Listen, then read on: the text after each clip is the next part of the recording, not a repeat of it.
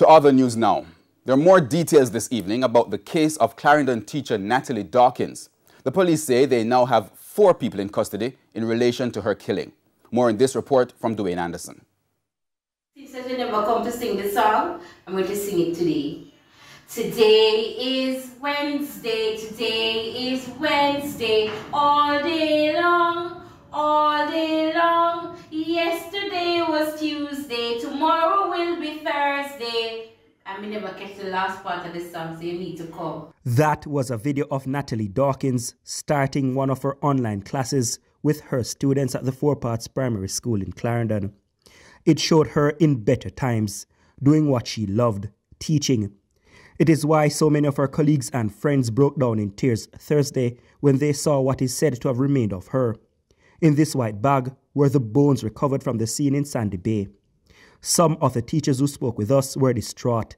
They had been involved in the week-long search for Miss Dawkins. After processing everything, can we really say, come Monday morning, it's business as usual? I should think not. Can we really go back into the classroom after all that we have been through last week and this week? Deputy Commissioner of Police Fitz Bailey, who is in charge of crime at the JCF, says the investigations into the case are well advanced and multiple arrests have been made. 3 other persons have since been taken into custody in relation to the investigation.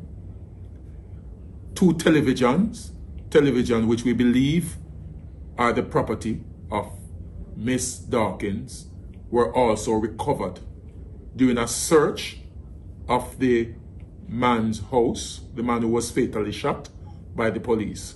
Hours after that interview, a 4th person was arrested by the police in an operation targeting other suspects. DCP Bailey explained they are following several theories about what may have influenced the attack against the teacher.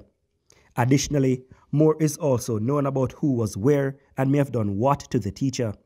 A man who was shot and killed in a gunfight with the police last Saturday in St. Catherine is one of the key figures in the investigation so far. He and his crony shot at the police after they were caught with the teacher's car. We are convinced, based on our investigation, that Jeffrey Bedward, who was fatally shot by the police, was at Miss Dawkins' residence within the same period when she went missing, after 11 on the 30th of March 2021. And we are also confident that he was in the area where the skeleton remains of what were discovered. Today is Wednesday. Dwayne Anderson, TVJ News.